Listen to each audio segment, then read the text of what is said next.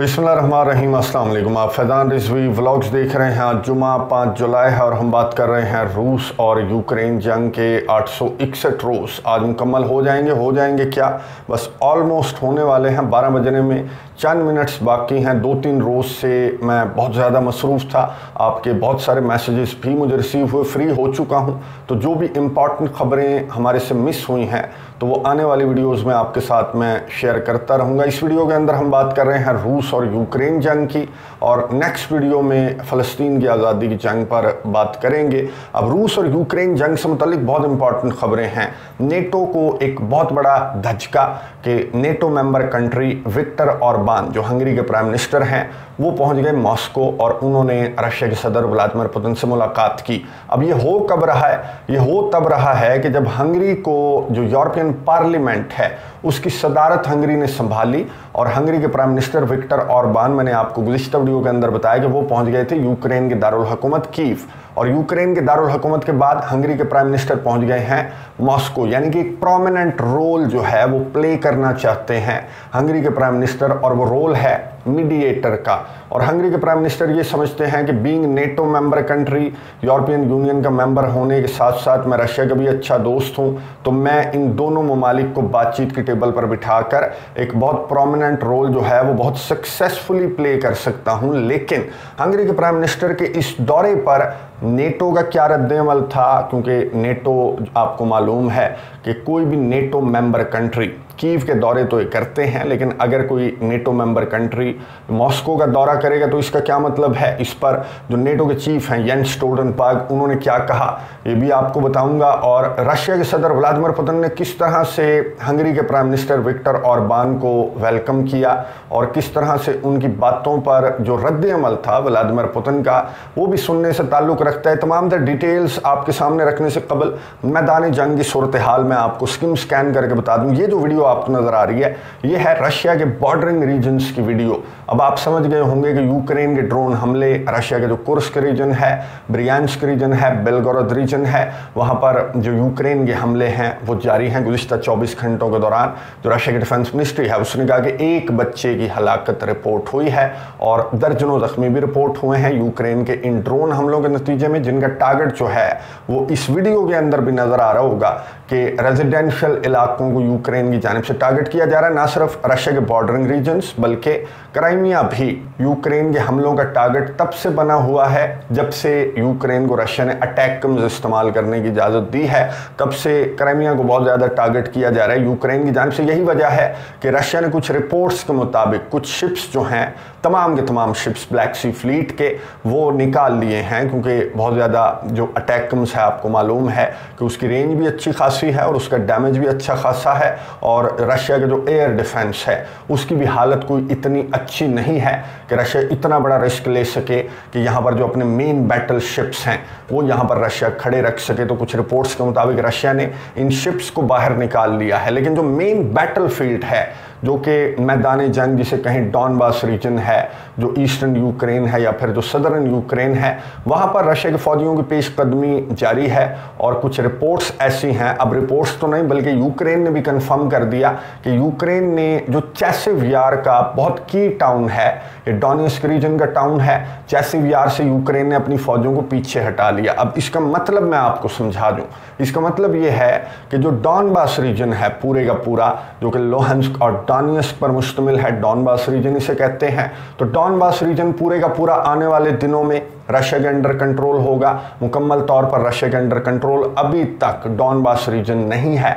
आपको मालूम है कि 99.9% लोहांस्क तो अंडर कंट्रोल है रशिया के, लेकिन डोनेट्स्क रीजन अच्छा खासा अभी बाकी रहता है कंट्रोल करना। लेकिन चैसिव यार से यूक्रेन का अपने फौजों को पीछे हटाने का मतलब ये है कि आने वाले दिनों में जो डोनेट्स्क रीजन है वो मुकम्मल तौर पर रशिया के अंडर कंट्रोल आ जाना है। अब इस चैसिव यार की बैटल को लेकर भी यूक्रेन के सदर ने बहुत ज़्यादा मांगा, नेटो ममालिक से, अमेरिका, बरतानिया, यूरोपियन यूनियन से बहुत ज़्यादा मांगा। ये कोई ना कोई जो है पॉइंट रखते हैं कि बखमुत की बैटल जीतना बहुत ज़रूरी है, असलहा दे दो। तो ये चेसिव यार जो इलाका था इसका नाम ले लेकर भी यूक्रेन के सदर ने बहुत ज़्यादा मांगा। लेकिन ये जो वीडियो पैगाम आपको नज़र आ रहा है इसमें यूक्रेन के सदर ने एडमिट किया कि चेसिव यार से अपनी फ़ौजें पीछे हटा रहे हैं। कुछ रीजंस हैं कि फ्रंट लाइन्स के ऊपर असलहा नहीं पहुंचा, फौजियों की कमी है, ट्रेनिंग नहीं है, असलहा जो है वो ऐलानात तो किए जा रहे हैं लेकिन फ्रंट लाइन्स के ऊपर पहुंच नहीं रहा, तो अपने फौजियों को पीछे हटाना जरूरी था। यूक्रेन के सदर ने इस वीडियो पैगाम के अंदर एक और बात भी बताई। यूक्रेन के सदर ने कहा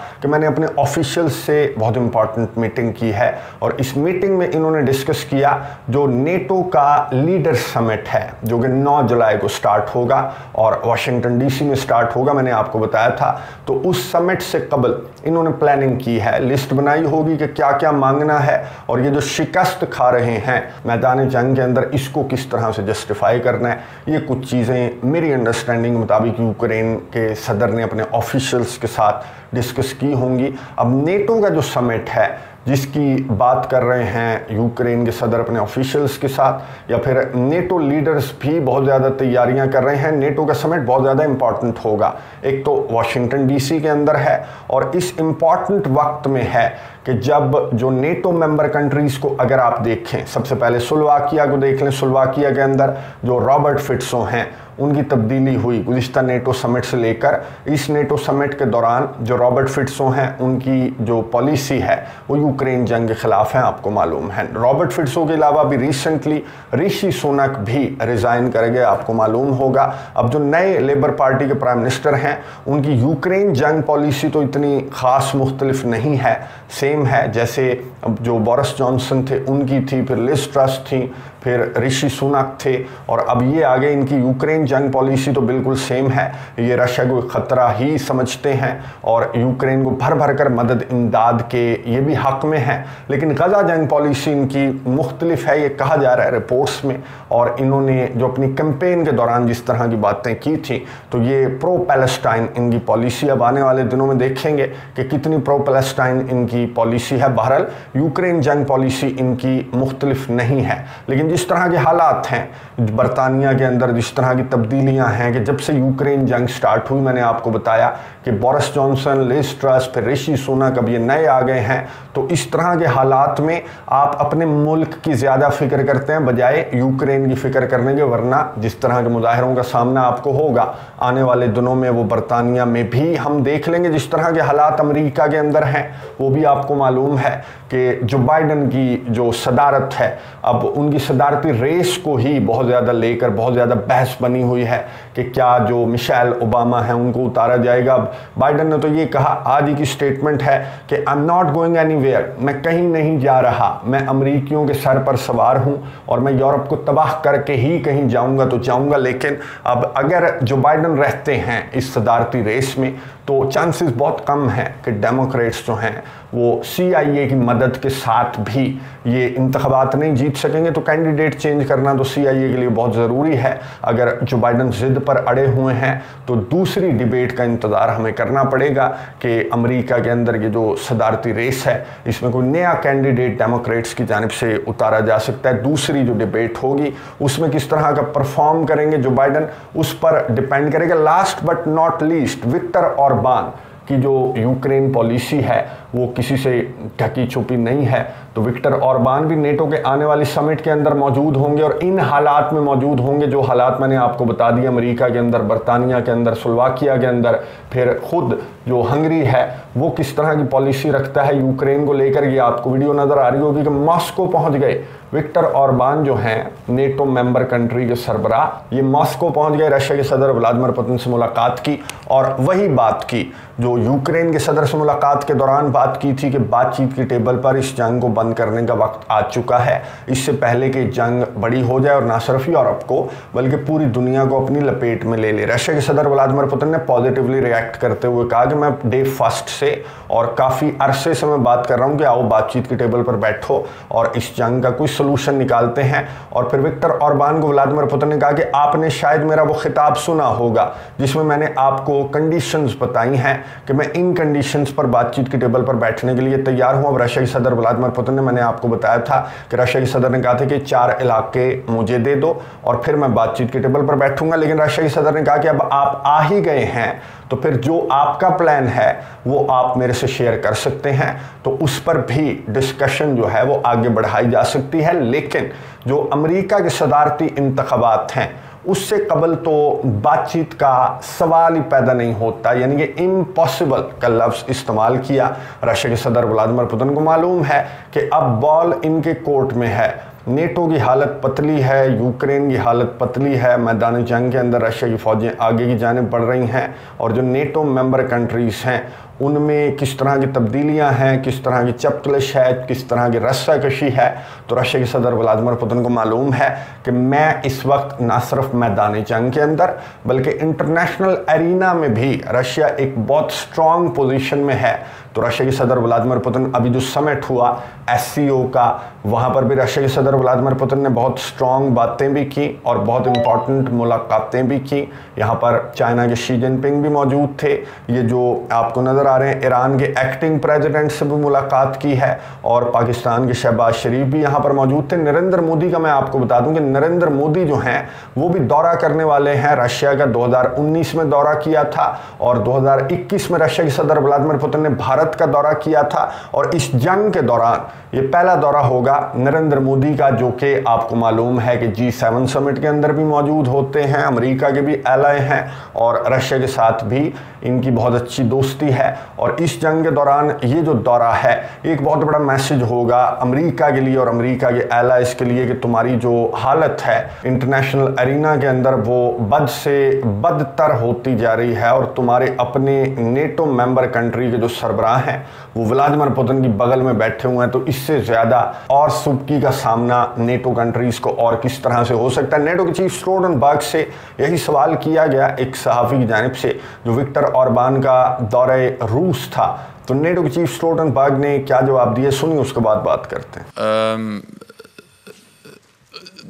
Of course, Viktor Orbán is not representing NATO at these meetings. He is representing his own country, and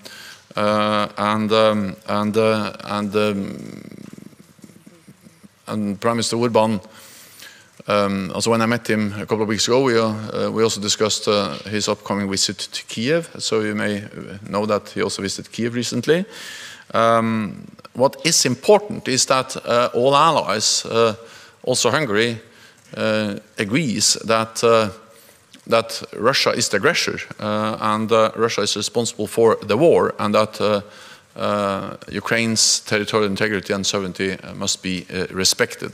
गुफ्तगू आपने सुनी नेटो के चीफ यान स्टोल्टनबर्ग की, जिन्होंने कहा कि हंगरी के प्राइम मिनिस्टर विक्टर ऑरबान नेटो को रिप्रेजेंट नहीं कर रहे थे। यही रद्द-ए-अमल यूरोपियन यूनियन की जानिब से भी सामने आया कि यूरोपियन यूनियन को रिप्रेजेंट नहीं कर रहे थे। यूरोपियन पार्लियामेंट की सदारत संभालने वाला अगर मॉस्को बैठा हुआ है तो वो अपने मुल्क को वहाँ पर रिप्रेजेंट कर रहा है और नेटो के चीफ कह रहे हैं कि हंगरी को रिप्रेजेंट कर रहे हैं। हालांकि हंगरी नेटो का मेंबर कंट्री है और हंगरी का मॉस्को में जाना सुबकी तो है नेटो कंट्रीज़ के लिए। जितना मर्जी यान स्टोल्टनबर्ग आएँ बाएँ शाएँ करते रहे, लेकिन नेक्स्ट जो सहाफ़ी थी, खातून सहाफ़ी थी, उन्होंने वहीं पर नेटो चीफ यान स्टोल्टनबर्ग को पकड़ लिया। सुनिए, बहुत इंपॉर्टेंट सवाल है, उसके बाद बात करते हैं।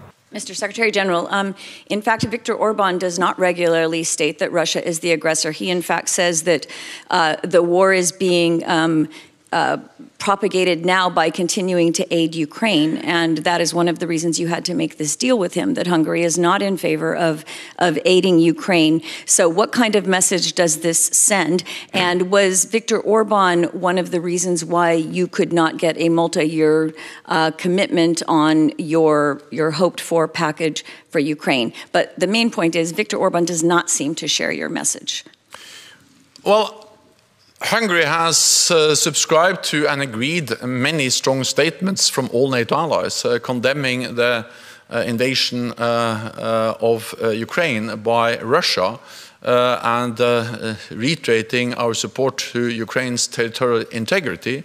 And I expect that, not only expect, I'm confident that when we meet in Washington at the NATO summit, we will again have all allies with very strong language on the war, condemning the invasion and supporting Ukraine's territorial integrity. गुफ्तगू आपने सुनी Jens Stoltenberg, NATO के chief, जिनके पास जवाब तो कोई नहीं था सिवाय हाथ हिलाने के या फिर आ ऊँ करने के। तो नेटो के चीफ जो हैं वो आ ऊँ आएँ बाएँ शाएँ करते रहे, लेकिन पूरी दुनिया को नज़र आ रहा है कि कौन सा ब्लॉक स्ट्रॉन्ग है और कौन से ब्लॉक में इतनी ज़्यादा दरारें पड़ चुकी हैं कि ये अब खुद जाकर रशिया के सदर व्लादिमीर पुतिन से मिन्नतें कर रहे हैं कि आप बातचीत की टेबल पर बैठ जाएं। लेकिन आगे भी व्लादिमीर पुतिन है और उसे मालूम है कि उसकी जो पोजीशन है वो बहुत ज़्यादा स्ट्रॉन्ग है इस वक्त, और जो भी वो बात करेंगे तो इनका सॉफ्टवेयर अगर नवंबर तक अपडेट नहीं होता तो नवंबर के बाद तो